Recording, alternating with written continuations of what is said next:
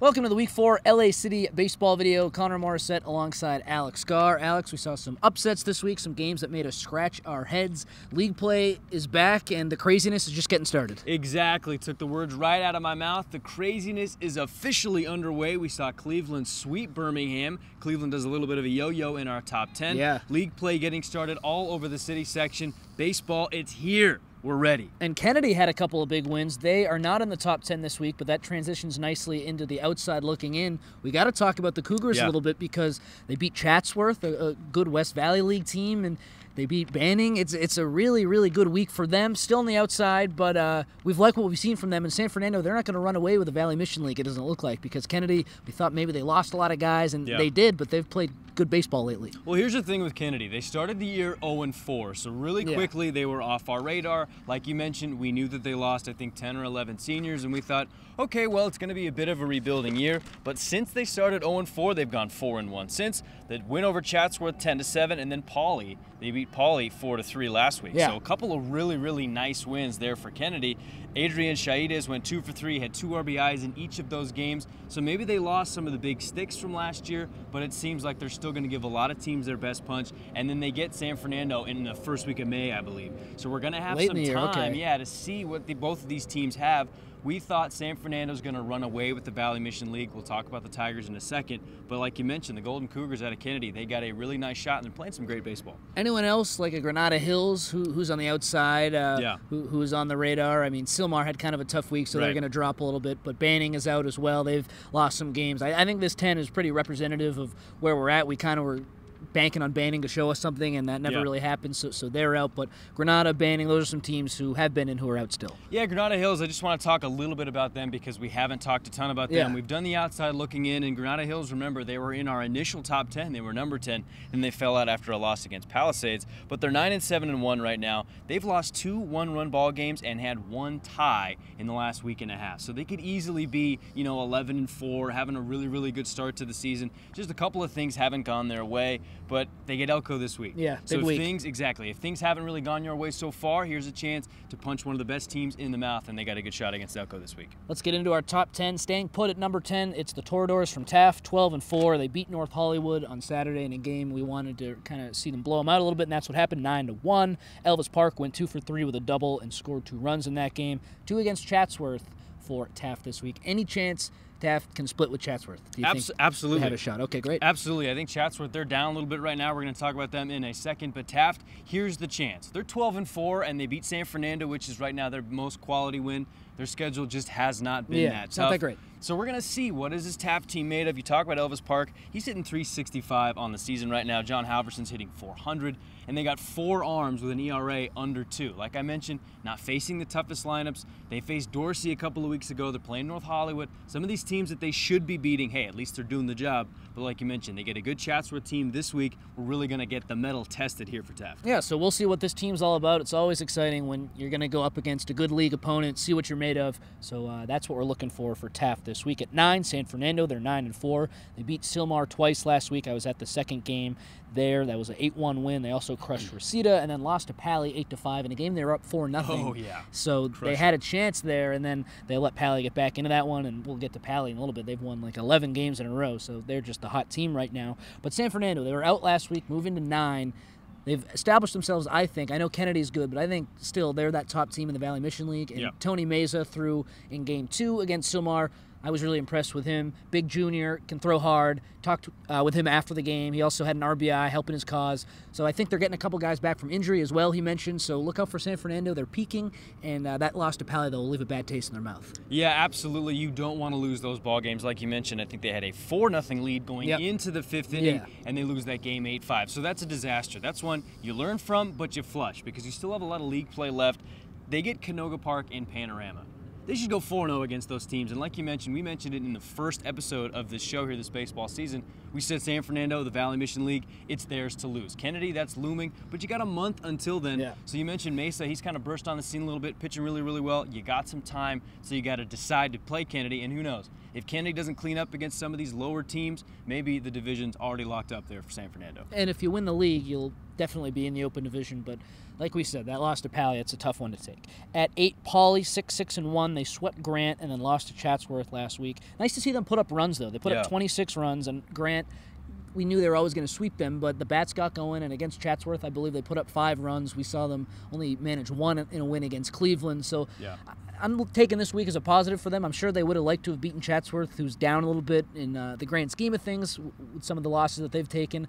But the fact that those bats are going and Elias Galavis is getting a little bit of offensive help, I think that'll bode well for Paulie going forward. Yeah, you want to look at the silver linings. We talked about Grant. Like you said, we knew they were going to sweep them. But Arthur Rivera and Juan Rodriguez, a couple of extra arms, they combined for a no-hitter against Grant. So when the arms are working like that, that's always a positive sign. And like you mentioned, the bats have been so quiet. Hey, I took in 3 Paulie Parrott baseball games. I watched them score 1 run combined in those three games that I saw. So for them to come out, swing the sticks well, that's got to feel good. And they should win the East Valley League. And I can make a bold prediction here, not to put too much pressure on Paulie. They can go undefeated in the East Valley League. I don't think Verdugo Hills is as good as they were last year. I think Paulie can really make a run through here and go undefeated in East Valley League. They play Verdugo Hills twice this week, and that's their big rival. Last year, a couple fights almost broke out. It was awesome. But it's awesome.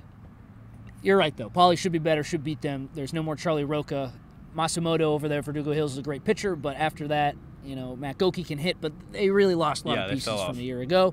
So I agree. It's a rivalry game, though, so you never know what's going to happen at Verdugo Hills. It could get kind of crazy over there, but it always does. I think I agree with you. Paulie has more talent, and they should win both of those games. 7, Chatsworth. So they slip a little bit more this week. They were 5 a week ago. Now they're slipped to 7. 7-6-1. Lost to Kennedy, Calabasas last week. They beat Paulie, but they let up 18 runs in their 2 losses. So the pitching has just been bad. Well, it's been Stevan Gomez and Gabe Achicaro in those games that I was taking a look at the stats. Not a lot of info on what's going on with Chatsworth right now. We got to go put some eyes on them. We got to see, okay, what's going on down there, because they got a lot of talent. We know that they lost a couple of pieces, but we still think they're one of the best teams here in the LA City. Taft this week, we talked about how big of a week it's going to be for Taft. I think it's bigger for Chatsworth because Chatsworth right now, they've lost ball games. Frankly, they shouldn't have. You don't want to lose to Kennedy. That's a rebuilding team. Beating Paulie was definitely helpful, but losing to Calabasas, that's a game they've gone back and forth several years. They're always playing. It's a bit of a rival. You want to win that one. It was a one-loss kind of game, or a one-run loss kind of game. So this is a huge week for Chatsworth. I'd love, if I'm a Chatsworth guy, go out, sweep Taft, restart, refresh. Hey, now it's league play. Let's really get it going. Yep, so 2 against Taft, as you mentioned, and it's big for Taft, but also big for Chatsworth. At number 6, Carson, 10-5. They went 3-1 last week, played a lot of games. They swept Rancho Dominguez, as we expected. They beat Marshall as well. Then they lost to St. Paul in one of those tournaments. If I'm Carson, just looking at their schedule, it should be an easy April until that final game against San Pedro. I expect them to win a lot of these games, and I really think that they should win, if not all of them, most of them, and maybe drop 1, maybe 2. Should win a lot of games here. Yeah, and this isn't really a stretch to say, but they're an open division team. Lock it, put it in ink, they in Sharpie, they are an open division team. They've done enough. And last year, like we talked about before, they were a Division I team. They got to Dodger Stadium, which was nice, but this is a team that can swing the bats. Juan Camarena is one of the best hitting catchers. Jaja Bellinger's pitching really, really well. So they got pieces. And here for Carson, like you mentioned, I don't think Banning's really going to test them. So can they get on a nice roll here, rip off maybe 6 or 7 straight wins before they get Pedro at the end of the month? How good does that 10-0 win over Cleveland look for them right now? Oh, God, it's got to feel so good, especially we're going to talk about Cleveland sweeping Birmingham, our number 1 team. Yeah, they got to be licking their chops, feeling confident. Hey, we can beat just about anybody. Yeah, huge win for them a couple weeks back. At number 5, San Pedro, 15-1. Just like Paulie, this team keeps winning. Swept Narbonne. I was there for game 2 of that one. They were up 9-0, and then the 5th inning, they kind of had an inning to forget. But Anthony Scognamio, he took a no-hitter into the 5th inning before getting roughed up a little bit. Had a good outing just until that 5th, so you don't want to take too much into that. Just one bad little inning here and there. That'll happen, so we'll throw that out. I still think he's a really good pitcher. Travis Connolly hit a monstrous 2-run home run to center field. It was really impressive. Then they beat Verdugo Hills last week as well. So 2 with Banning for San Pedro, and we'll see what happens with that, but I think they should be able to beat them pretty, not easily, but the way they're playing, those bats.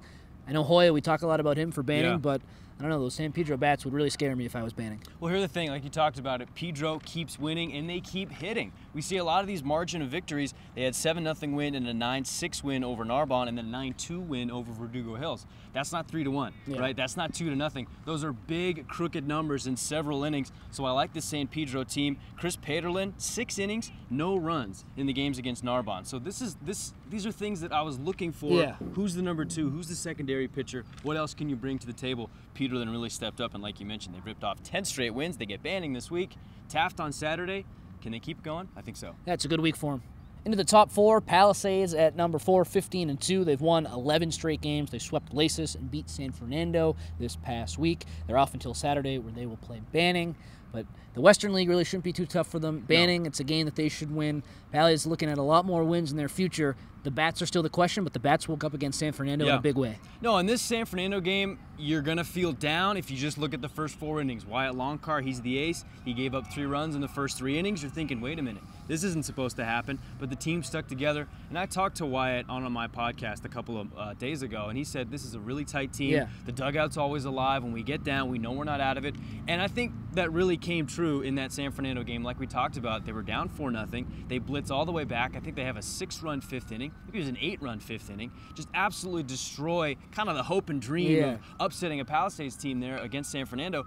But going forward, like you mentioned, the Western League, Hamilton's down. Westchester's not a kind of team that you're going to be afraid of. Pally's got a smooth road ahead, but I think this is a time. Maybe the bats start to heat up a little bit. This can be a momentum builder for Pally. And it's nice they keep challenging themselves on Saturdays. That's really important. And like I said, they'll continue that with Banning Saturday. Birmingham falls to number 3. So let's get into the Patriots a little bit. They're 8-7.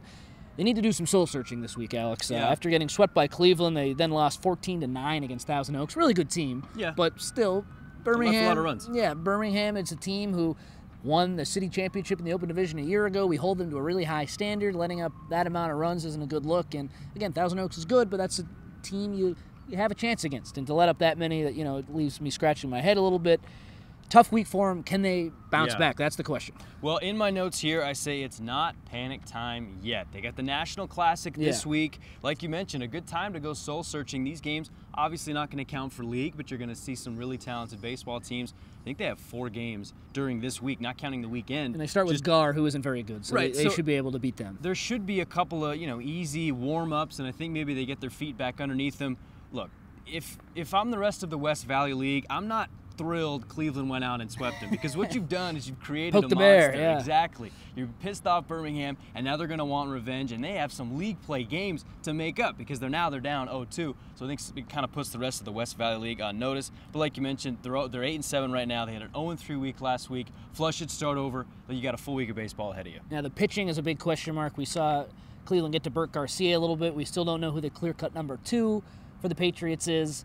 And that's, they got to answer that at this time. It's kind of now or never. And if Bert can settle down and find the form that he was in last year, they'll have a great chance to repeat again. But if he continues to struggle, they might be in a little bit of trouble. Number 2, Cleveland. So they swept Birmingham. They're 9-6. Chris Lozano, Adrian Gonzalez, and Alec Garcia all led the way in those 2 games. Really, really great players.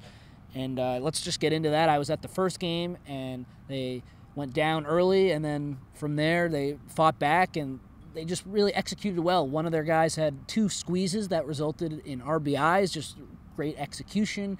And, man, they look like a well-oiled machine. Looked a lot different than when we saw them against Paulie. Yeah, it's the old sandbag. Yeah. Both games I've seen against Cleveland, they've scored no runs. They've outscored 11-0, and then they go and they sweep the defending city champion. So huge momentum builder for Cleveland. Like you mentioned, they've won 7-2 and then 6-0. Adrian Gonzalez in that 7-2 win, 3 for 4, 3 RBIs. The cover off the ball. And then the second game goes 2 for 2. Alec Garcia goes 3 for 4 in the second game. Chris Lozano pitches 5 innings. I think just gives up 1 run in the second game, then hits 2 for 4 and picks up 3 RBIs. Yeah. So all the guys come into play. We talked about Alec Garcia a couple of weeks ago. Maybe he's the best hitting third baseman in the city section. Got off to a slow start. A couple of games we saw, we thought, well, he's not really hitting the ball. And then against Birmingham, the big show, the bright lights, he rakes. That's a huge win for Cleveland, and they're in a great spot sitting 2. Yeah, they're the hottest team right now after sweeping Birmingham, and I mean, if you had to make a pick right now, you'd say, I think we got a great shot at winning a championship. Long way to go, though, and those guys know after the disappointment from last year what it takes. They're motivated. I talked to Chris and Adrian after that first Birmingham game, so I don't want to put words in their mouths. They didn't say, we're going to win, all that. They're focusing on game by game, and I think that's a good strategy. Talked to Sid Lopez after as well, and in that first Birmingham game, Cleveland didn't get a couple of calls that they thought they should have, and they still won. They didn't let that get to them, so that's good to see as well. They're the hot team. Let's see if they can keep that going. Number 1, though, it's El Camino Real. It's been kind of quiet on their schedule lately. They've been going to the South Bay and just dominating teams. They had a nice win on Saturday against Peninsula and then Lawndale the week before. So quiet, but now they get 2 against Granada Hills. The league play starts. It'll ramp up a little bit. Why are they number 1? Well, they're number 1 for a couple of reasons. Number 1, they keep winning. They had a 9-0 win over Peninsula, and they got Andy Ombries, who's finally eligible to transfer. Didn't he hit a grand slam his first at bat? Wow. And I heard, I don't know if I can't confirm this, but I heard not only first at bat, first pitch grand slam, 5 RBIs on the day for Andy Ombries, and then Cole Kitchen, he threw 3 innings, struck out 6, and then at the dish went 2 for 3, had a double, also a bomb, just for good measure. Okay. So the reason why they're number 1, they're doing all of the little things, and then they're doing the big things. They're hitting bombs, they're striking out hitters. So this team, going forward, last week we talked about their depth. We thought, hey, Adam Christopher, Jack Wisden, Joey Klein, got a bunch of arms. Nothing changes. Now they're just adding with the addition of Andy Ombries. Dom Carnes is showing out really well. I think he had 3 hits in that game against Peninsula. So this is going to be a very tough team to beat. And I think against Granada Hills, sharpen your teeth a little bit, Granada. You got to come to play. Yeah, all right. Look out, Granada Hills. That will be 2 tough games for them against the Conquistadors. Our new number 1 team. Birmingham lasted, 3-4 weeks? Yeah, 3 straight weeks. So we'll see how long El Camino Real can last, because Cleveland, that's ominous. They're going to be knocking right there on the door. And if Paulie can keep winning, it's not a 2-horse race maybe like we thought a couple weeks absolutely. back. No. Yeah, it's not. It's wide open with Birmingham losing to Cleveland. I think that basically blows it wide open, and I think the semifinal, we were talking before we went on, last year, semifinal, 4 West Valley League teams. I think that playbook is going to be completely thrown out, St. Pedro and Palisades. If there's ever been a time, it's right now. All right, so it's very exciting in the city. It's been a West Valley League semifinal for years and years. Yeah, so maybe that changes. Let's get into the King of K's. So Anthony Scognomio against Narbonne. He's a San Pedro pitcher. We talked about him a little bit ago. Took a no-hitter against Narbonne into the 5th. Had 5 strikeouts at that point. Then he got a little roughed up. So have the nice compilation of his K's there. I'm sure the outing didn't end the way he wanted it to, but I was really impressed with him from innings 1 to 4. And he struck out 5 guys and didn't allow a hit until that 5th inning. So it was an impressive display. Just let 1 inning get away from him. He gets the King of K nomination this week. Yeah, I mean, if not King of K's, at least maybe the count of quality start. Going out there, you take the ball, you go 4 innings, don't give up a hit, get a little roughed up in the 5th, strike out a few, but at the end of the day, you get the win, you do your job. So games to watch, there are a million. I have a whole list. What games are you paying attention to? If there's something that you miss, I'll fill in. Well, West Valley League play getting started in earnest. We got El Camino Real, Granada Hills, like we just talked about, Chatsworth and Taft, Pedro and Banning in the Marine League. But the one that I'm watching, I'm going to dip all the way down to Division 3. Okay. The best team in Division 3, Port of Los Angeles. They're playing Dorsey this week. The Polar Bears. That's the Polar Bears are the best team in Division 3. They just beat King Drew, the other decent Imperial League team, 10-0. So this is a week to remember here for Pola. If they can beat Dorsey, who is not a Division 3 team, a division up, if you can beat them, that'll be really special. All right, City Section baseball fans, here are the games to watch. Taft, Chatsworth, they play 2. Paulie, Verdugo Hills, they play 2. San Fernando, Canoga Park. Canoga Park has some young talent. I expect San Fernando to win both, but I put that on the list because I know Canoga has some good young players. They play 2. San Pedro Banning plays 2. Paulie Banning on Saturday. Cleveland against Thousand Oaks tomorrow, and then El Camino Real and Granada Hills play 2. So a lot of tasty baseball. Yeah, the whole week is great, and I don't think we've had a week like this where there have been so many great games. Last week was good, but I think this is now, it's the standard now. Yeah. We're going to get a lot of great games week in, week out. The season's ramping up. We got a new number 1 team. Let's get to work. Oh, baby, I can't wait. 2 games a week, Monday, Tuesday, Wednesday, Thursday. So many good baseball games. I cannot wait to get started. That's the Week 4 LA City Baseball video. He's Alex Gar. I'm Connor Morissette. We'll see you next time. Rest in peace, Nipsey Hussle.